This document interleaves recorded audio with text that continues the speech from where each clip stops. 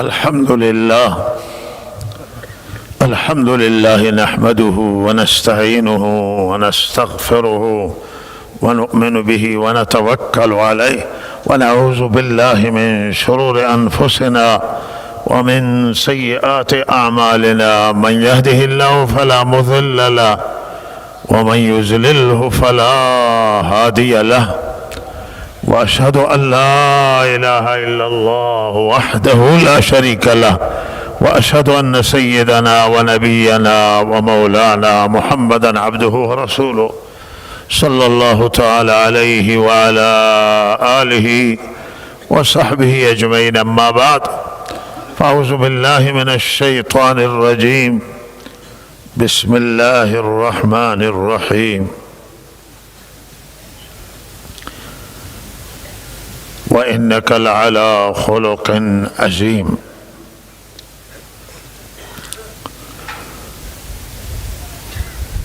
الله سبحانه وتعالى برنامه‌اش برای بشر و انسان آن است که بشر را بسازه و بشر را تزکیه کنه و بشر را پاک بگردانه از همه عیبها و نقائص و بشر را به مقام بلند و مقام بالا برساند و بشر را به جنت فردوس نائل بگردانه، به جنات نعیم، به بهشت برسانه. و این مخلوق را الله استعداد بهشت داده و موجود بهشتی است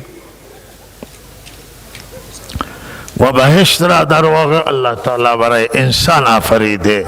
اگر انسان خلق نمی کرد، بهشت هم خلق نمی کرد. در رابطه با جنات اختلاف نظر که نیکان جن را از عذاب جهنم نجات می دهند، از عذاب خدا نجات حاصل می کنند. و آیا بهشت می روند یا نه؟ بعض اعتقادشونه که نیکان جن هم به بهشت می روند و بعض کارشناسیشون و نظرشون آنه که نه، همه نجات جن خود برای اونا بزرگترین پاداشه که گرفتار عذاب پروردگار نشوند. و اما در انسان هیچ اختلاف وجود نداره که نیکان انسان و انسانهای صالح و انسانهای نیک به بهشت می روند و بهشتیان. و بدن انسانها و بدن جن به جهنم می روند. انسانهای فاسق و انسانهای کافر و جنهای فاسق و کافر به جهنم می روند. در این شک و تردید اختلاف وجود نداره و لحاظا میشه گفت که بهشت را الله برای انسان درست کرده. اما برای کدام انسان؟ برای او انسانی که خودش را با برنامه های پروردگار تطبیق بده، با شریعت اسلام تطبیق بده، با دین که برنامه خدای برای ساختن انسان تطبیق بده، دیانت اختیار کنه و اخلاق نیک و اخلاق حسنه و مکارم اخلاقی، بهترین اخلاق که در برنامه دین اسلام برجسته و در برنامه همه دیانت ها برجستگی داشته است، اخلاقش ساخته بشه. انسان گرفتار بد اخلاقی نشه، انسان با زشتی های اخلاق روبرو نشود و گرفتار نشود. اخلاقش را زیبا کنه و اخلاقش را بسازه و اخلاقش نیک باشه. آن حضرت بعثت خود را، دلیل بعثت خود را و پیامبری خودش را برای تکمیل کردن مکارم اخلاقی، این فروزه اخلاق پای تکمیل برسه و به درجه کمال برسه. حضرت فرموده من مبعوث کردم برای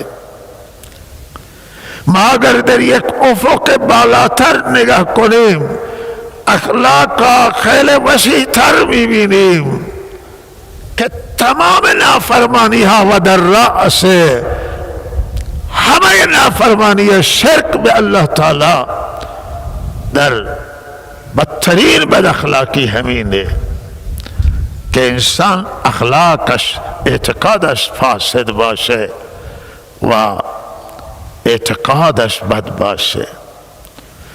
بالاترین ظلم بے انصافیه که انسان به ربش شریک بگیره، بگی علیاذ بالله الله شریک داره، الله فرزند داره، دیگران با خدا همتا بسازه و دیگران را در صفات خاص پروردگار، در صفات خاص ربوبیت شریک بکنه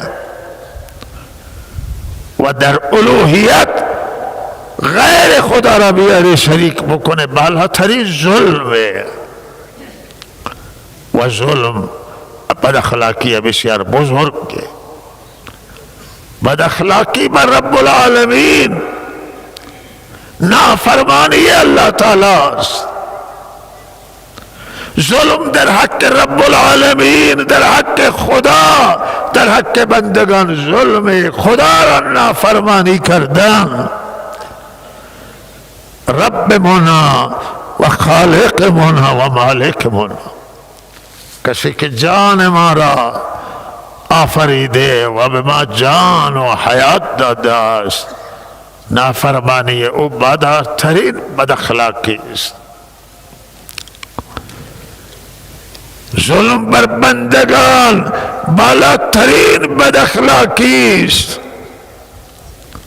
از بالاترین بد اخلاقیانه که ما نماز را ضایع کنیم و زکات ندیم. اینا احکام الهیات ولی نتایجش میرسه به همون ظلم. ظلم به انصافیه که خواب را از الله ترجیح بدیم، خواب صبح را و خواب بخوابیم، وقت نماز و امر الهی را نافرمانی بکنه. امر خدا، دستور خدا هر وقت نماز متوجه ماست و این در واقع ندای وحی و ندای قرآنی هست که نماز را برپا بدارید. همه انسانی که بر سفره خدا نشسته و از نعمتهای خدا استفاده میکنه و هر نفسی که میکشه به اذن پروردگار و میبره درون به اذن الله، بیرون میاره به اذن الله، الله را نافرمانی بکنه، به فرمان الله توجه نکند. زکات اموالش را که الله بر او فرض کرده ندهد، به فقرا و مساکین که دستور الله که خرج کنیم ترغیب داده الله به صدقات نفلی و خیرات نفلی و ادا نکنیم. نیاز موجوده. بالاترین بد اخلاقی است ظلم بر انسان ها و ضایع کردن حقوق انسان، دروغ، وعده خلافیات شکنی، بالاترین بد اخلاقی بد اخلاقی بزرگ. و امروز در جامعه چقدر نفاق موجوده، دو رنگی موجوده، دو زبان در دهان بسیاری از ماها، دو زبان، دو چهره، دو رو، اینها همه در خلاف اخلاق اسلامی برخلاف تعلیم اسلام. صداقت، امانت داری، راستگویی، سروران گرامی، اخلاق نیک، اخلاق خوب بزرگترین عمل نیکی و روز قیامت در ترازوی انسان، ترازوی عدالت، در پله صالح و عمل نیک بالاترین وزن داره. حدیث شریف آمده است که بالاترین وزن روز قیامت وزن اخلاق. اخلاق ها را نیک کنید، عادت هایتون را نیک کنید، توبه کنیم از بد اخلاقی، از دروغ، از دوزبانی، از فریبکاری. صداقت یک رنگی داشته باشیم، این خیلی مهمی عزیزان من. کسی که اخلاقش را نیک میکنه، فرمود اخلاقتون نیک بکنید، الله شما را در وسط جنت جا خواهد داد. وسط جنت، در جنت فردوس جا پیدا میکنید اگر اخلاقتون نیک باشه. فلسفه بعثت انبیاء و فلسفه وحی و نزول قرآن عظیم الشان و فلسفه سیرت پیامبران و احکام الهی دین و یک شعبه بزرگ ساختن اخلاق و تزکیه اخلاق و وارستگی است که انسان ها به وارستگی برسند. وان حضرت جماعت را ساختن که به نام جماعت صحابه و اهل بیت آن حضرت، خصوص اونایی که هم اهل بیت هم صحابه آن حضرت اینها را به دست خود ساختن و چه زیبا اخلاق اینها را ساختن، چه زیبا اعتقاد و عمل کرد اینها را ساختن و دنیا از اخلاق آن حضرت متأثر بود، دنیا از اخلاق صحابه متأثر بود و قدر مشترک بین همه کارشناسان و اندیشمندانان ہے که اسلام با اخلاق دنیا فراگیر شده و در ملت ها جاه پیدا کرده و توی دل ملت ها نفوذ کرده است. اعتقاد صحیح دین اسلام، اخلاق درست، احکام نورانی در ملت ها نفوذ پیدا کردن. دین اسلام با اخلاق در دنیا جا پیدا کرده و دنیای را تاثیر قرار داده، نه با شمشیر که همیشه یاد میشه.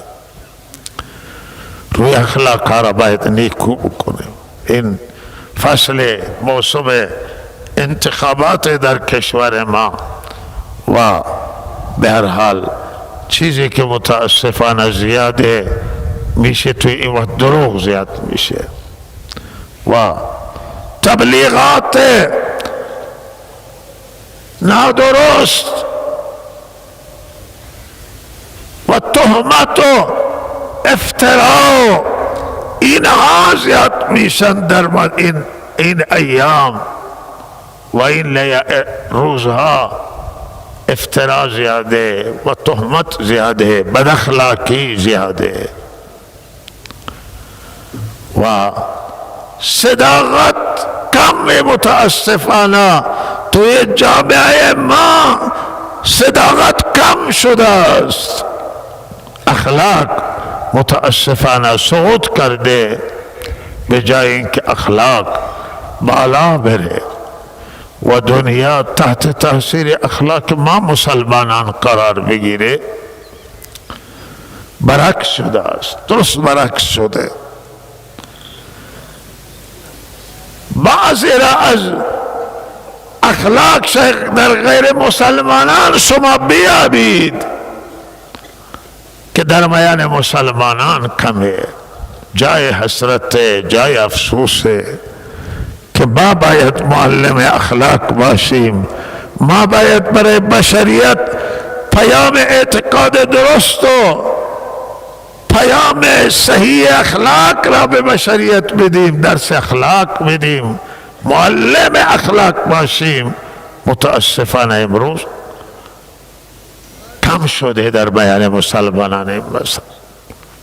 فریب و دروغ و خیانت در امانت و عهد شکنی و انواع بد اخلاقی ها در بیان مسلمانان نفوذ کردند. بالاترین تهدید برای مسلمانان، برای بشریت، بد اخلاقی حیا از شعبه‌های مهم دین اسلام و حیا خیلی مهمه. وقتی حیا نباشه یعنی هیچی دیگه نیست، همه چیز را حیا تحت تاثیر خودش قرار میده. لہذا نباید تهمت باشه، نباید افترا باشه و صداقت مهمه و راستگویی مهمه. در تبلیغات نباید آدم دروغ بگه و دروغی را مطرح کنه و این نکته است که باید همه ما رعایت کنیم، همه رعایت کنند. به چینی ها این متاثریم، ما متاسفیم که مردم چین به مریضی کرونا گرفتارند و همه چیز را از مردم چین الان گرفته. پروازها لغو شدن به چین. کسی گفت که روزی 90,000 پرواز در چین می نشینه و بلند میشه و الان تمام پروازها را به هم زده مریضی. مردم ملت ها می ترسن که به چین برن. ملت ها از چین خارج شدن. اونجا مردمی که برای تجارت و کاسبی چین ترک کردن و چینی ها در خانه نشستن. کار و کاسبیشون اکثرا تعطیله و کل سیستم زندگی در چین به هم خورده است و این عذاب پروردگاره که آنجا نازل شده و ما یقین داریم و ظن غالب ما همینه که این ظلم، نتیجه ظلم که چینی ها بر مسلمانان در یک ایالت، خصوصا در یک ایالت اونها اعمال داشتند و روا داشتند. مسلمانان را به خاطر اعتقادشون، به خاطر آنکه به زبان مسلمانی صحبت میکردن مورد ظلم قرار دادند. حقوق بشر را زیر پا گذاشتن، حقوق انسانیت که همه انسان از یک نوع و یک جنسان زیر پا گذاشتن و ظلم به آنجا کردن که هیچ کسی بر حیوان روا نمیداره که نه بر انسان کرده.